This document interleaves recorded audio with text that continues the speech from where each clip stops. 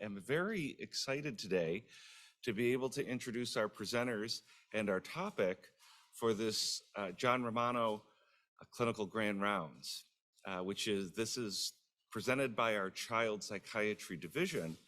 And specifically, as you can see from the title, we are engaging in a relatively new for us compared to the field of psychiatry, expansion of our creative arts and art-related therapies.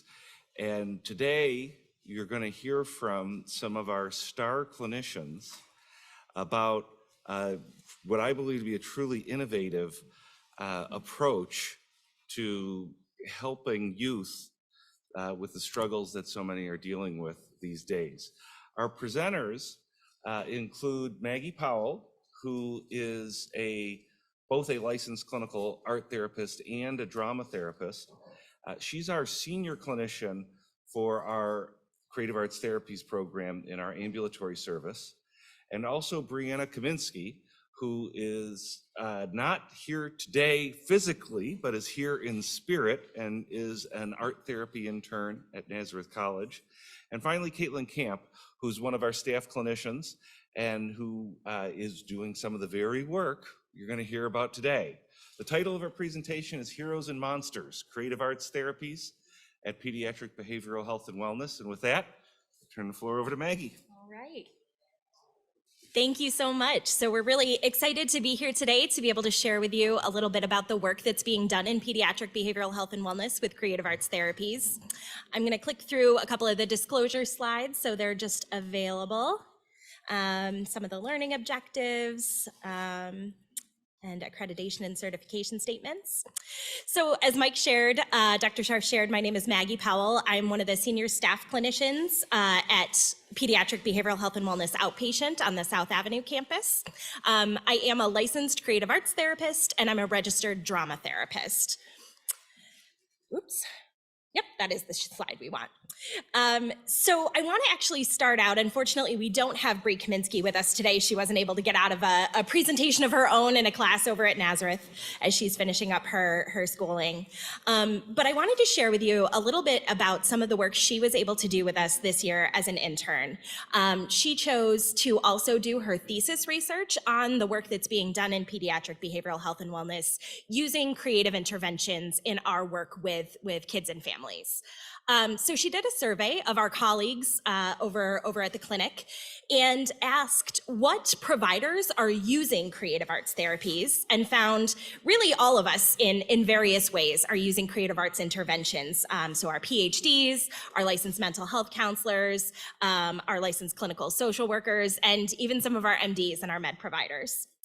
What types of creative interventions are they using? They're using things like 2D media, drawing, painting, things like that. Sometimes 3D media, things like clay or Play-Doh or different sculpting activities, as well as interactive media and different ways of kind of using creative interactions. And she asked what information our colleagues want to know more about in terms of the use of the creative arts therapies and how creative arts therapists interface and join as a part of our multidisciplinary team. So some of the things that folks expressed wanting to know more about were things about the relevant research with the creative arts therapies, more about the educational requirements for LCATs, and general knowledge to be able to further help clinicians explain art therapy and creative arts therapies to their patients. So hopefully we're going to be able to share a little bit of that information with you today. So to start out, I just want to give an overview of what creative arts therapies are. So we have the National Coalition of Creative Arts Therapies Associations, which is an entity that encompasses the 6 different main fields within the creative arts therapies profession. So that includes art therapy, music therapy, drama therapy, dance movement therapy, poetry therapy, and psychodrama. And NCADA defines creative arts therapies as human service professionals who use distinct arts-based methods and creative processes for the purpose of ameliorating disability and illness and optimizing health and wellness. Treatment outcomes can include, for example, improving communication and expression, increasing physical, emotional, cognitive, and/or social functioning. So it fits right in with what our mission is. certainly in the Department of Psychiatry. So we're really lucky here in New York State to have the LCAT credential. So that stands for Licensed Creative Arts Therapist. New York State is the only state that has the specific LCAT license. There are other licenses for creative arts therapies professionals popping up in other states, but they kind of vary in terms of who is covered under them and exactly how they're regulated. But here in New York State, we have this credential which really regulates the profession and the delivery of services to our patients. So licensed creative arts therapists have comparable education and training to any other mental health professional. We have master's and doctoral degrees in creative arts therapies or a substantial equivalent.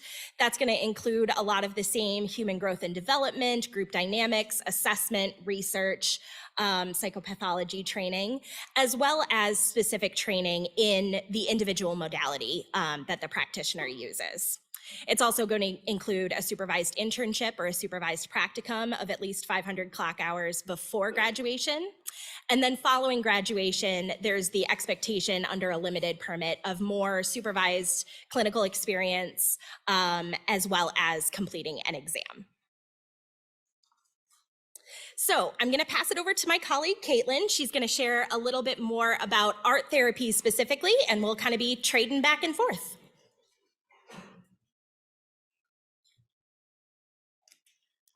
Okay, so art therapy, as outlined by the American Art Therapy Association, is the process of utilizing art making to make progress towards selected goals with a trained art therapist.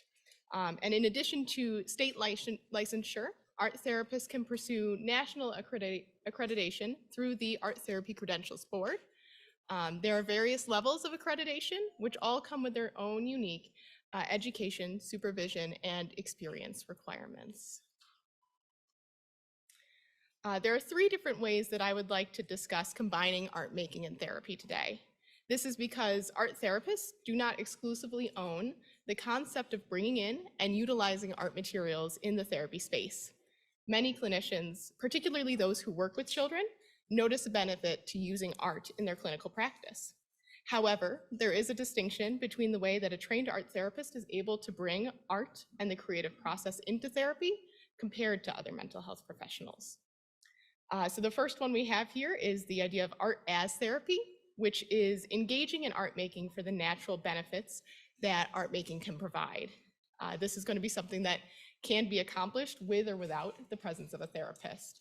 So the example I give you all is painting, but obviously it could encompass any other sort of drawing or pottery or any other creative activity that you can choose to engage with. Next is the idea that I'm describing as art in therapy, which is art making that is brought into the therapy space to complement or make more concrete a talk therapy-based intervention for the benefit of increasing understanding or connection with a particular topic. And the example that I discussed for this is the example of creating an image of a body map to further the conversation about how you physically experience your emotions. And the third category that I have is the idea of art therapy or art psychotherapy, which combines psychological theory with art making to become its own unique therapy approach. And so while there may be similarities in the theoretical underpinnings, the interventions and the way that the art image is utilized and discussed may look distinctly different. And this is the type of therapy that should be only done with a trained art therapist. I also just want to note that as an art therapist working at Pediatric Behavioral Health and Wellness, that I utilize all 3 of these processes for bringing art making into therapy. And all of these processes are beneficial to clients depending on what their concerns and goals for therapy are. And so as an example of art psychotherapy, I mentioned the Expressive Therapies Continuum, or the ETC. And this is a model that assesses a client's current creative and cognitive functioning. It is also a method to conceptualize a client's symptoms and move them through the therapeutic process. And it does this by providing the therapist with a lens through which they might organize and evaluate how a client processes information while engaging in art media and/or other creative experiential activities. And an art therapist can employ the ETC regardless of any other approach or modality that they may be using. This model has 3 distinct levels: the kinesthetic sensory level, the perceptual affective level, and the cognitive symbolic level. And when we diagram this theory, we also notice that there's a left-right division, which generally lines up with those functions that take place in the right and left hemispheres of the brain. And when clients engage in expressive and creative arts activities, 1 or more of these 7 components that you see above are engaged. Now, clients may come to us and may favor or avoid one component over another. And when a client favors a particular component over others, it can lead to a lack of information that is accessed or processed in the opposing component. So for example, when it comes to the perceptual component, which focuses more on form and the formal elements of art, when that is heavily favored, it can limit or block information given by the affective component, which is all about understanding and expressing emotions. And ultimately, the goal is to find a balanced way for clients to access information through all the components of the expressive therapies continuum. So going into a little bit more about each of the different levels, the kinesthetic sensory level focuses on sensory and motor functioning. These components operate either on motor expression or sensory exploration. An example of a kinesthetic activity could be pounding on clay to release built-up tension in the body. And an example of a sensory activity could be finger painting and focusing specifically on the sensation of the paint on the paper. Next, we have the perceptual affective level, which focuses on the external expression of otherwise internal thoughts and feelings.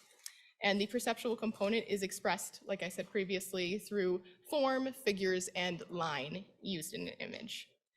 The affective component, on the other hand, focuses on emotional expression of forms. And an example of a perceptual activity could be drawing things from your physical world and experience, like a house, really specifically focusing on the lines and the shapes and the forms to describe that figure. And an example of an affective activity could be the creation of an abstract image to represent a particular emotional experience. The third level that you see here is the cognitive symbolic level, which involves the most complex information processing. The cognitive component is focused on logical processes such as problem solving and event sequencing, while the symbolic component focuses on more intuitive thinking and metaphorical representations.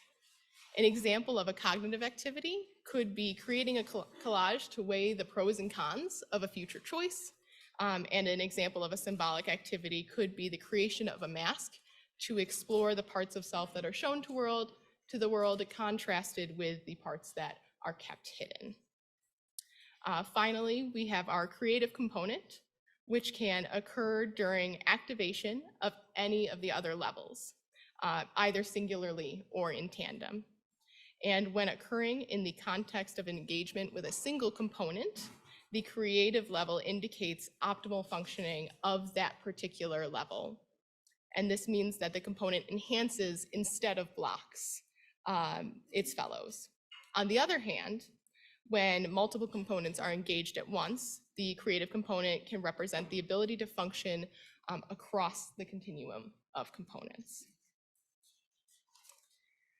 There are multiple ways that an art therapist can provoke the use of a particular component or move clients between components of the expressive therapies continuum. These include modification of the structure, complexity, or materials that are utilized during a particular intervention. Art materials tend to fall along a continuum from resistive to fluid materials, which makes them more likely to engage components on the left or right side of the expressive therapies continuum, respectively. At Pediatric Behavioral Health and Wellness, we are primarily using art therapy with children, adolescents, and maybe a few young adults. However, art therapy has been shown to be incredibly beneficial for a wide variety of clinical concerns across the lifespan. Some of the benefits of art therapy might include improved self-esteem and self-awareness, increased emotional regulation, enhanced social skills, promotion of insight, cultivation of resilience, and improved cognitive and sensory motor functions. Okay, and I'm going to pass it back over to Maggie to talk a little bit more specifically about drama therapy. All right. So as another modality within the umbrella of creative arts therapies, I practice as a drama therapist, and I'm a registered drama therapist with the North American Drama Therapy Association. So drama therapy is the intentional use of drama or theater processes to achieve therapeutic goals. It's a method of working and playing that uses action methods to facilitate creativity, imagination, learning, insight, and growth. There has been some pretty exciting research that's been going on in the last decade or two, I guess I would say, in terms of really kind of starting to identify what are the core processes of drama therapy that are happening sort of across the different ways of working, which I'll tell you a little bit more about as well, that really seem to be associated with engagement and working towards change with our patients. So those core processes have been identified as active witnessing, which is the experience of the patient and the therapist and sometimes fellow group members if it's delivered in a group setting, to really be able to reflect and validate and witness one another's stories in whatever way they're being communicated through the dramatic medium. We also have a concept of distancing, which really lines up very nicely with a lot of what Caitlin was sharing from the expressive therapies continuum. So there are a number of ways of working that can bring patients closer to or further away from the emotional material that we're working with. So if we're kind of more fictional, we might be a little bit more distanced. If we're telling a story from our lived experience, that might be more underdistanced and more kind of affectively attuned. And it can be helpful to kind of move back and forth across that spectrum. Dramatic play is certainly a core process of drama therapy, the ability to engage spontaneously and creatively and imagine different realities and situations. Dramatic projection is the concept of actually kind of what we're doing when we're putting that emotional material onto something external, something outside of ourselves. So that could be text, that could be a role, it could be a figure, it could be a mask, it could be a puppet, it could be a costume, lots of different possibilities there, which can provide some distance and some externalization and ability to achieve some different insights. Embodiment is also a core process of drama therapy. And so that's the experience of really being able to be physical, being able to be in our bodies. We know that emotions live in our bodies. And so the opportunity to move and work through that physically can be extremely beneficial. The engagement in dramatic reality is kind of the over-encompassing process that really encompasses many of the other core processes. And so that's the idea that there's an invitation on the part of the therapist, or sometimes on the part of the patient, the child often, to play, to step into a different type of reality and a different experience. And then the multidimensional relationships. So the idea that within drama therapy, there's the relationship between the patient and the therapist and the patient, fellow group members, but also the relationship with the dramatic material. So as I mentioned, drama therapy can look a variety of different ways, and it kind of exists on two spectrums. One is from the presentational to the process-oriented. So some drama therapists really work in a performance-based model, where we're really kind of crafting a product that we're going to be sharing with a wider audience. Whereas some drama therapists work in more of a process-oriented model, where the work is happening behind closed doors in a room one-on-one with a patient. And it can also exist on the spectrum, as I mentioned, from fictional to non-fictional. So sometimes there might be times we're working with stories or situations that are unrelated or don't feel related to our direct lived experience. But we also know that certainly, especially with kids, sometimes an angry mama tiger and an angry baby tiger may have some life drama connections going on there. And some drama therapists work in kind of more of a non-fictional way, where we're actually kind of sharing and creating stories based on kind of our everyday lives and the people in it. There's been some good research starting to come out in terms of potential benefits of drama therapy. So this is kind of a summary of a thematic analysis of some of that effectiveness research.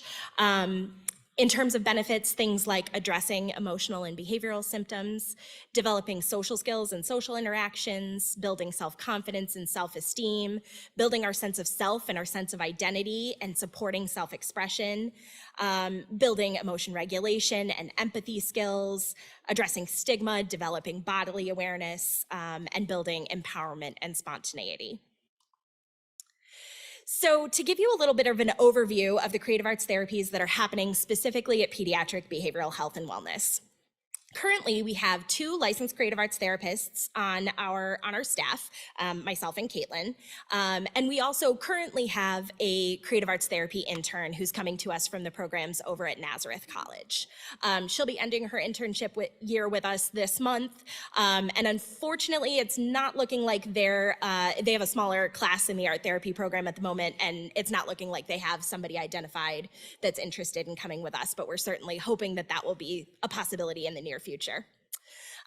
So all of us on staff carry our own individual caseloads, and often we have patients that are referred to us specifically because of their interest or their potential benefit in working with a creative arts therapist. We also provide individual and team consultation to support our colleagues in being able to safely and effectively respond to creative expression in session. And then we've also developed what we're calling our creativity in therapy team. Because as you can imagine, probably especially in pediatrics, many of our colleagues are already utilizing many of these processes.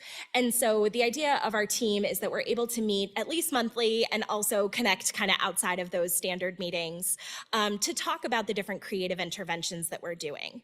And so at the moment, we're primarily joined by other mental health counselors who have interests in play therapy or in using video games in therapy or in using tabletop role-playing games. So you might have heard of Dungeons and Dragons. I think that's getting a lot more attention these days.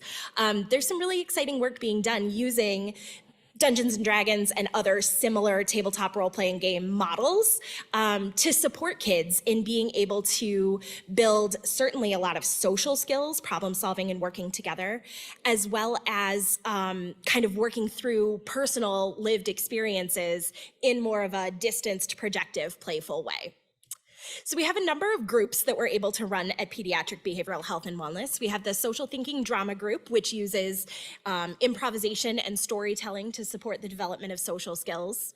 We have 2 art groups that are based in acceptance and commitment therapy and utilize art interventions and also act-based interventions to support our kids and families, kids especially, in exploring their values and being able to articulate their values. We have a superhero storytelling group, which utilizes aspects of acceptance and commitment therapy in conjunction with narrative therapy and art therapy to be able to kind of explore things in a more projective way. And then we have our Guilds of Adventure tabletop role-playing game groups, which have been extremely successful, and we've expanded into several sessions of that group. We also have in development a couple of groups. One is going to be a video game group, so utilizing specific gaming devices and programs to be able to support kids, and also a playback theater group, which is really kind of performance-oriented and also non-fictional, so your lived experience. In terms of our hopes for future directions in the department, we're looking to build a sustainable and comprehensive creative arts therapies program. That's going to include things like building our relationships with the creative arts therapies services here on the inpatient units of Golisano Children's Hospital. So some of you may interface with Rosemary Obie or some of our other fantastic music therapists that we know are able to go into some of the medical units and things like that. We'd like to continue to build our relationship with them and explore what it's like to go back and forth between our outpatient clinics and the exciting work happening here at the Med Center. Building relationships and partnerships with the Rochester arts community. There's lots of amazing resources and partners around us. And we'd really like to move in the direction of producing plays, art shows, and musical performances with patient and community involvement. We have ideas about how that could look seasonally and annually. We have ideas about how it could be held in settings here at the hospital, possibly in the Golisano Autism Center, which is conjoined with us on South Ave, public libraries, school and community partners. Continuing to grow our group offerings and our staffing, supporting staff engagement in training and networking, and hopefully moving us into some more of the effectiveness research, because that's an area that is definitely starting to grow and is desperately needed in the creative arts therapies fields. So along those lines, we have an exciting announcement that we'd like to share, which is that this year we actually are going to be partnering for the first time with OFC Creations, which is a local children's theater program. And we're going to be staging a play. The show is called She Kills Monsters, and it's the Young Adventurers edition. It specifically utilizes a story that's based on the use of Dungeons and Dragons in a teenager's life. She is exploring experiences of grief and loss in losing her sibling.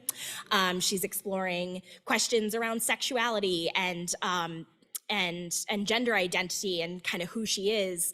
There's experiences where she's dealing with bullying and kind of difficulty in social situations in school.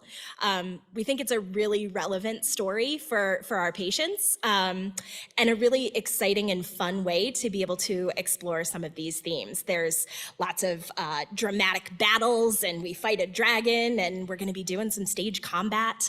So we're in the development process at the moment, but feel free to save the date, October 27th, 28th, and 29th. We'll be at OFC Creations, and I know there's going to be a lot more information coming.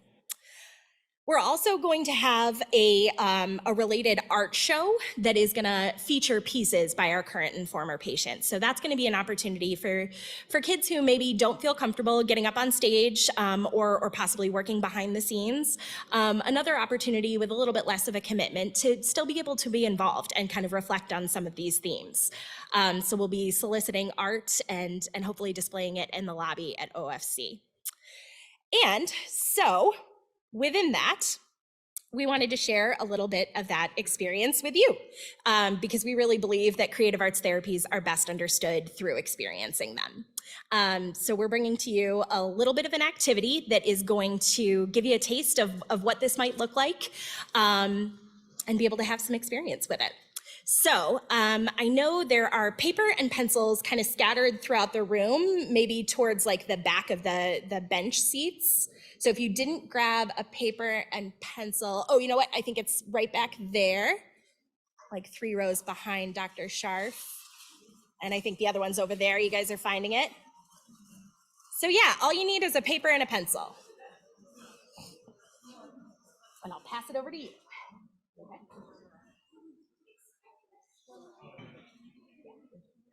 Yeah, oh yeah.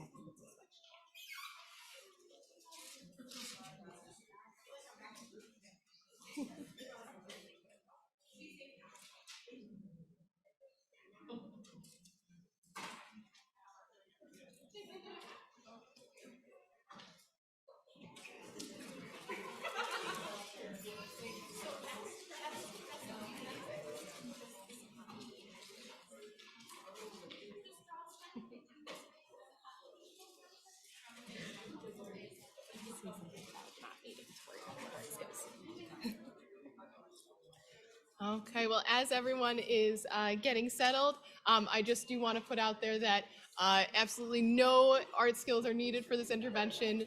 Please feel free to use stick figures or however you're comfortable kind of engaging in this art making process. This is an experiential that's based on one that Janina Scarlett outlines in her book, Superhero Therapy for Anxiety and Trauma. And this experiential is going to focus on identifying and externalizing difficult thoughts and feelings. Obviously, I think everyone here in person at least has paper and pencil, and for those of us, our friends who are kind of zooming in, you are feel free to also use any other art materials that maybe you have handy. And once everyone has their materials, the next step is just going to be to divide your paper into 3 different sections. We're going to have a few minutes for each of the 3 drawings that we're going to be doing as a part of this exercise. Okay, so the first step is going to be just starting to identify any stressful thoughts, feelings, or situations that you might be currently experiencing. I don't know if we've got the music.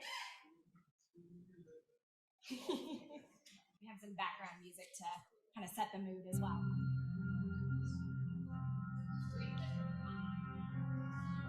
Ideally, we're looking for drawing, but if you're more comfortable writing, that's also a valid form of expression. For the next step, we're just going to start by imagining some of those stressful thoughts, feelings, and situations that you've come up with as a monster. So just take a moment to maybe start to visualize that in your mind.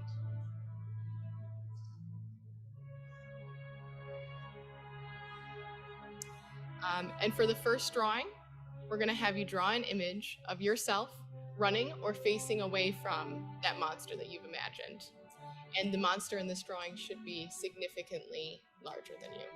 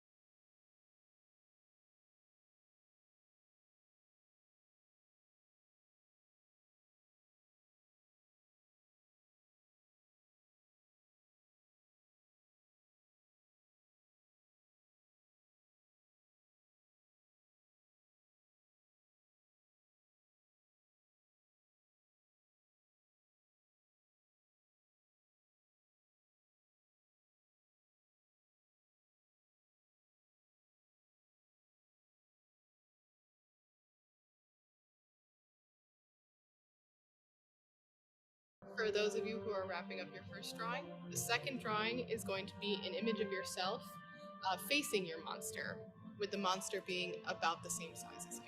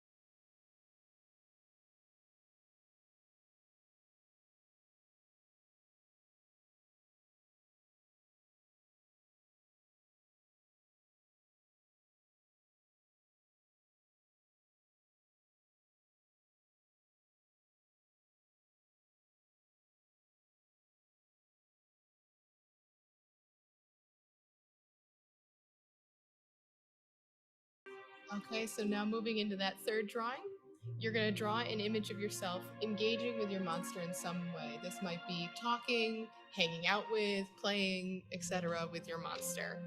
We also want to ask you to give yourself something that might be a person or an object that helps you engage with your monster.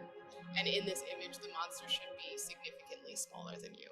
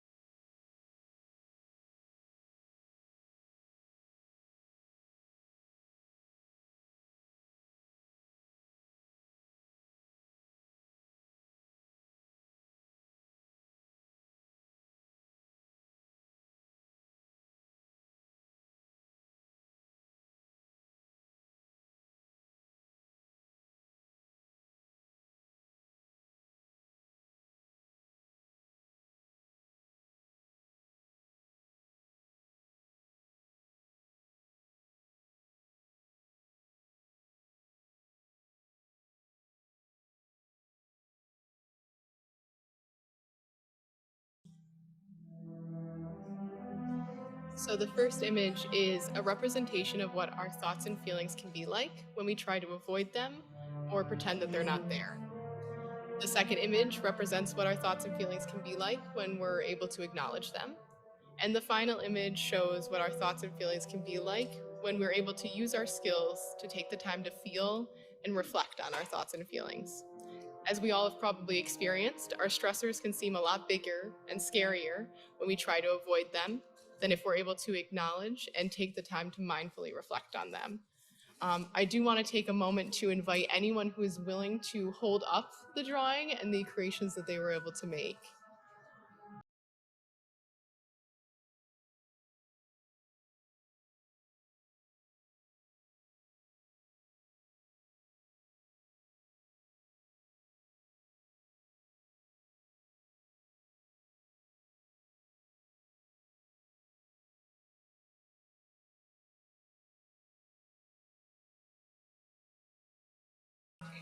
I love hearing the laughter in the room. It definitely brings out a playful side. So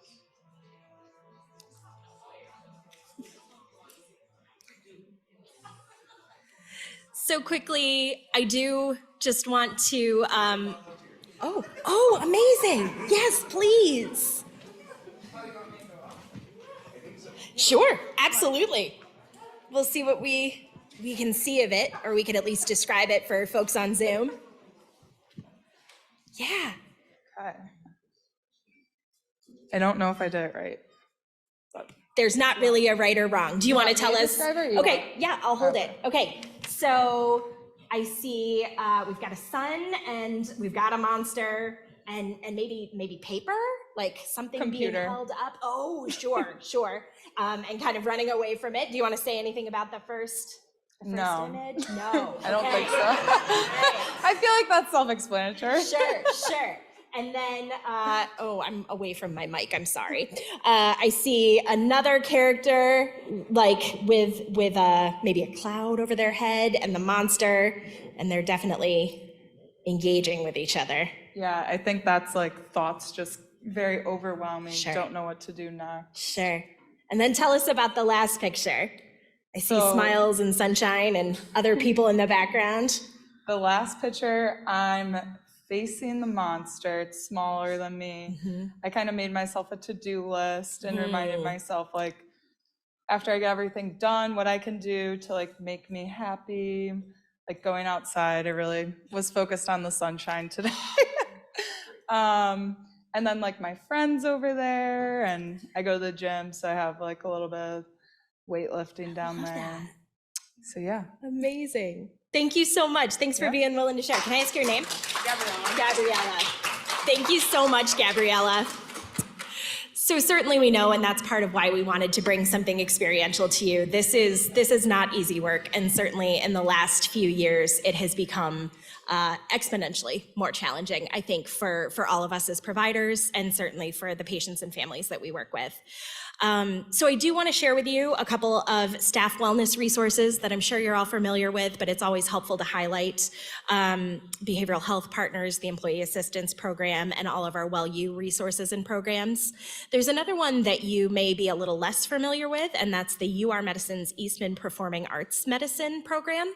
And so that's a really exciting partnership with Eastman Performing Arts, especially around music and the use of music both in medicine and supporting medicine for musicians. But there's some really fabulous resources on that website that really got added, especially in the early days of COVID when we needed to be able to access some of those things from a distance. So there's virtual art experiences. You can tour museums virtually. There's music for self-care, your own playlists or relaxation, concert broadcasts, lots of really wonderful, just creative resources and things to tap into. So I think that ends us. We have a couple of resource slides, but we'd be really happy to take any questions as well.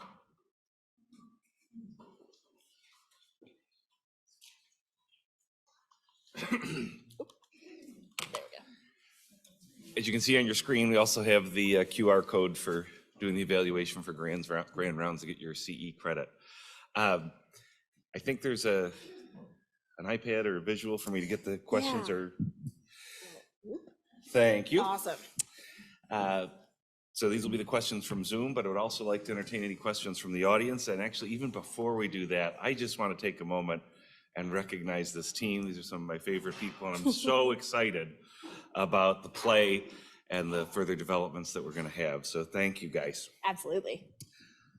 All right, so the first question here is just, can you share the website for the Eastman program that you're referring Ooh, I don't think I know it off the top of my head, but I do think if you Google UR Medicine, Eastman, what did I say? Eastman Medicine, Music and Medicine.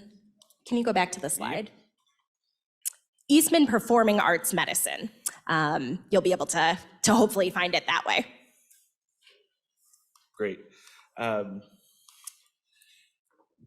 Again, please raise your hand if you have any questions in the audience. We have another question from Bob Pollard. Can you say a few words about the use of creative therapies in the initial diagnostic phase, especially with patients who are not particularly verbal? Do you want to take that with some of the ETC stuff to start with?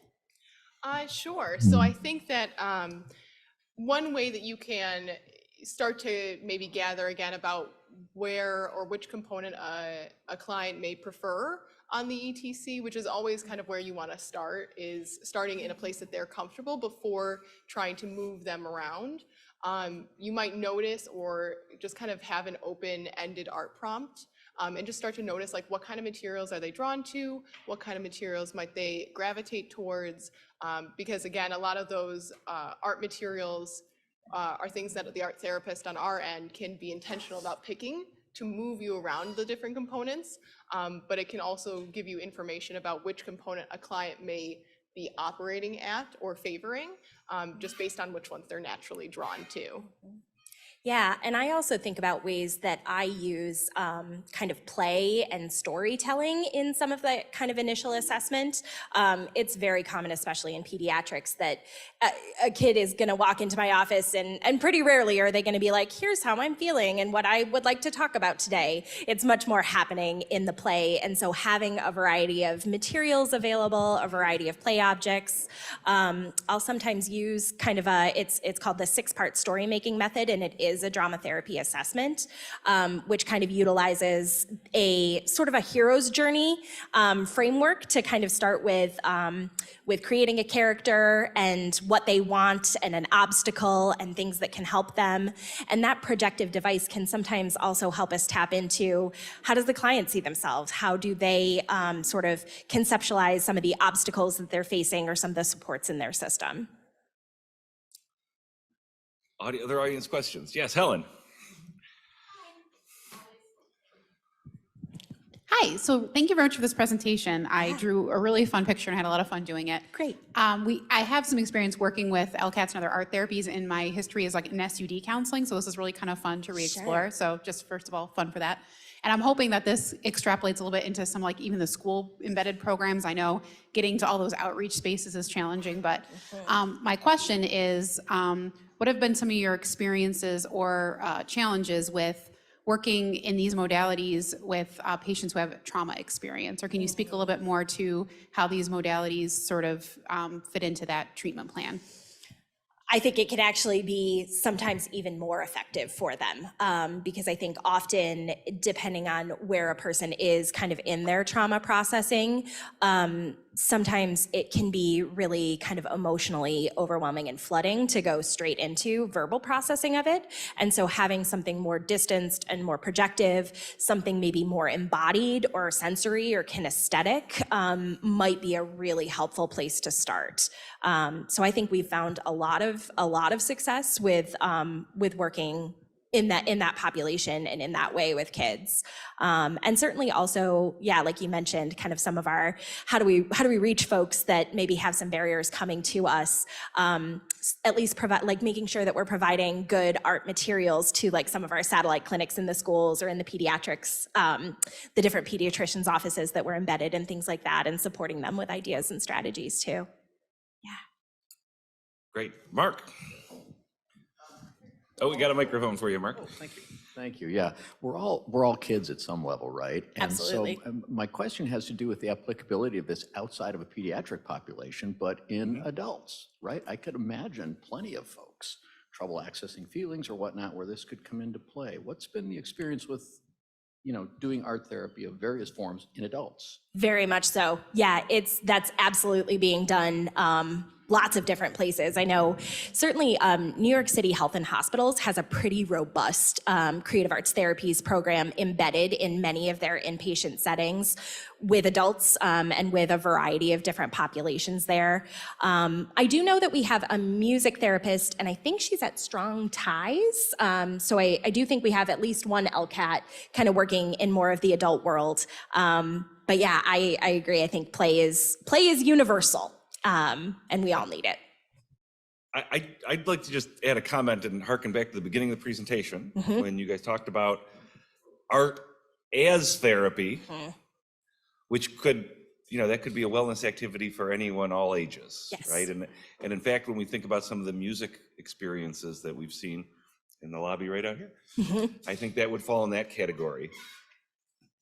Then art-assisted therapy, which I think, perhaps Dr. Pollard's question and even a little bit related to Helen's, that does still rely on language-based, whether it's sign or verbal language, and then the final category of art therapy is a non-language based, or it doesn't have to include language. It can come from or bring in another form of expression and communication. Yeah. And so I think that I think it's helpful to maintain those distinctions as we think about applicability. And I also think that it's important to emphasize, and you may have alluded to this, but I want to make sure we say it clearly. So when you do this type of intervention, even that third category of art therapy, how does it get billed and documented? Complicated. We certainly are able to when we're doing it in a session with a patient or in groups or things like that. We're able to document it by translating it into some of the other evidence-based language that we're able to use and things like that. And it absolutely works that way. And we're interested in what are the possibilities outside of what we're able to bill and document for, because we know that there is value in just well-being and wellness and supporting creative expression and making connections and creating community by participating in creative activities that maybe are outside of a specific clinic-based therapy process. Excellent, thank you. And then just to add to that, in case it's not clear, this is all Article 31 public health psychiatry billed exactly the same as our other therapies. And so we do fill out the same treatment plans and intake forms. Yes. But it also means that you can do this in public health psychiatry. Very much so. And it is sustainable. So Very much so. Thank you. I think Tyler asked a question first online, and then Terry, you'll be next. Tyler Fleming asked, can you comment on the impact of telehealth on the delivery and practice of play therapy? And how does this added layer of 2 screens and separate physical spaces impact this type of work and its effectiveness? That's a really interesting question, and I think that that's an example of where our work has really flipped on its head in the last couple of years. I actually had the chance to kind of help speak in really the early months of transitioning to telehealth on some of the things we were doing in pediatric behavioral health and wellness, because I think we were well prepared with a lot of creative ideas for how to do it. So there's a lot of screen sharing. We might be using the whiteboard to do interactive art. There's some amazing virtual resources where you can do a lot of those kinds of things. I'm also always checking in on what kids have available at home, what they can access. And I know we've had some situations where we've maybe put together a packet of art materials that families could come in and pick up when they're in the office so that they have some things available to them at home. Yeah, it hasn't been the easiest transition, but I think we've been pretty successful. Do you want to add anything about that?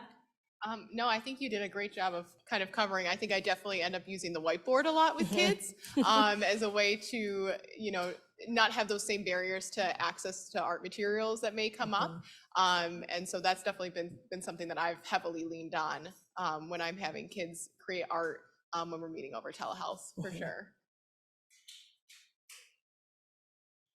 Neat. Tara. I'm so into this idea of a tabletop role-playing game. So And good. so I have so many questions, but I'll limit it to just a few.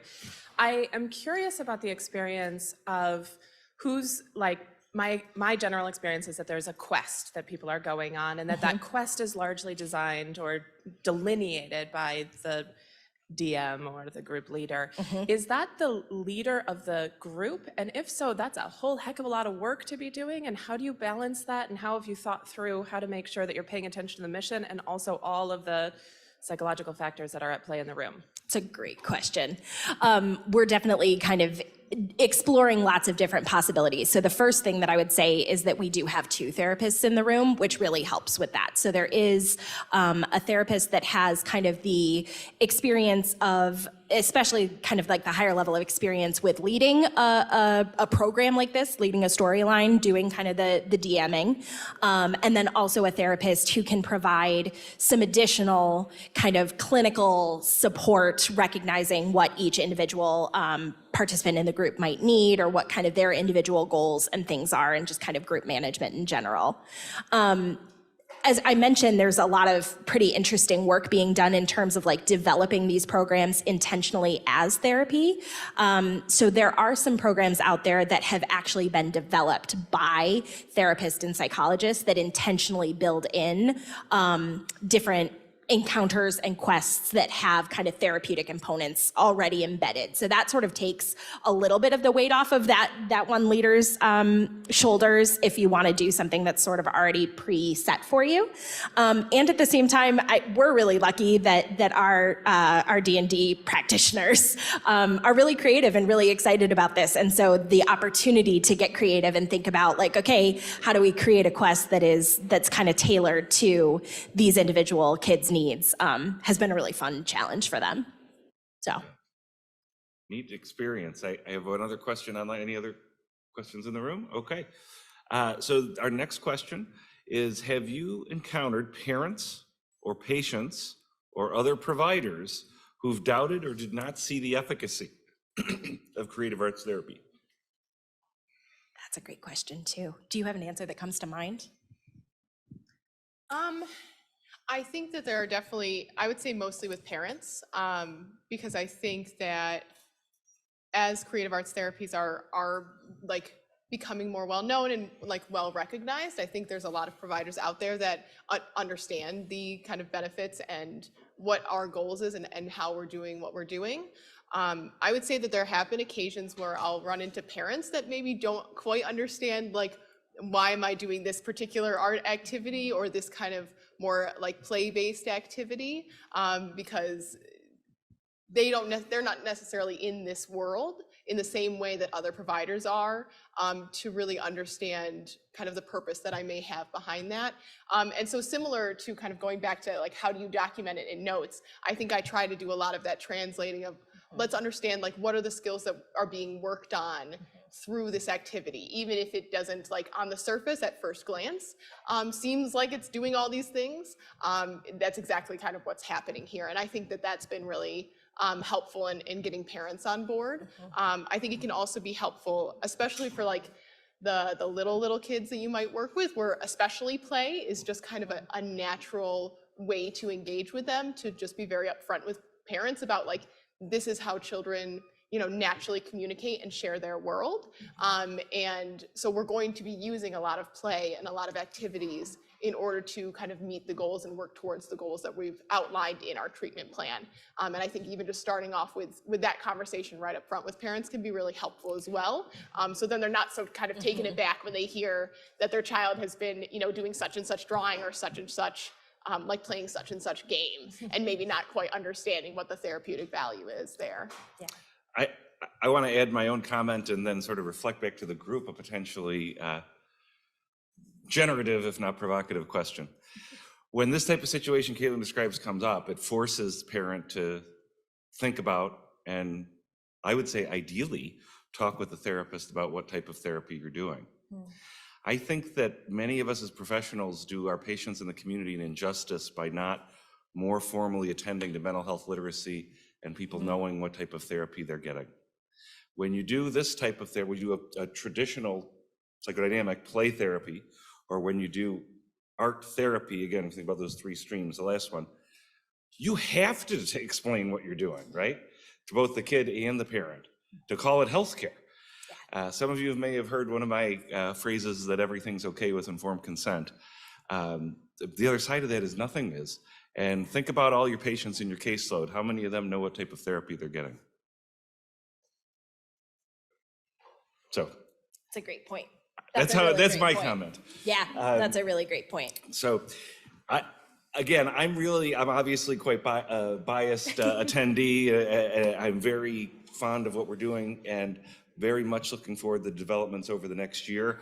You'll be hearing more about the play as we finalize details, and I want to encourage everyone to think about attending, but also if you want to be volunteering or helping in the setup, Maggie has a somewhat Herculean task ahead of her, and I'm sure she welcoming any appreciates support. all the help she can get. So thank you. And we're gonna